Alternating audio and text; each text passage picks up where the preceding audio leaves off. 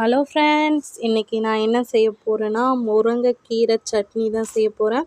பாருங்கள், அதுக்கு தேவையான பொருளெல்லாம் நான் எடுத்து வச்சிட்டேன். பாருங்கள், ஃப்ரெஷ்ஷாக நான் மரத்துலேருந்து முருங்கைக்கீரை பார்த்தீங்களா, சூப்பராக அதுலேருந்து கோலெல்லாம் எடுத்துகிட்டு ஃப்ரெஷ்ஷாக சூப்பராக இருக்கிறதுனால சட்னி செய்யலாம் அப்படின்னு சொல்லி பண்ணோம். பாருங்கள், பாத்திரத்தை வச்சு அதில் எண்ணெய் ஊற்றி நம்ம உளுந்தையும் கடலைப்பருப்பையும் ஃபஸ்ட்டு அந்த எண்ணெயில் லைட்டாக வதக்கிக்கலாம். அதுக்கப்புறம் நம்ம கட் பண்ணி வச்சுக்க வெங்காயத்தையும் பூண்டையும் சேர்த்துக்கலாம். நீங்கள் சின்ன வெங்காயம் கூட ஆட் பண்ணுங்கள், ஆனால் நான் பெரிய வெங்காயம் தான் போட்டிருக்கேன். அது நல்லா வதங்கினதுக்கப்புறம் நம்ம மிளகாயும் ஆட் பண்ணிக்கலாம். காரத்துக்கு தகுந்த மிளகாய் போட்டுக்கோங்க. அப்புறம் நம்ம ஒரே ஒரு தக்காளி எடுத்து வச்சு பார்த்தீங்களா, அந்த ஒரு தக்காளி மட்டும் நான் போட்டுருக்கேன்.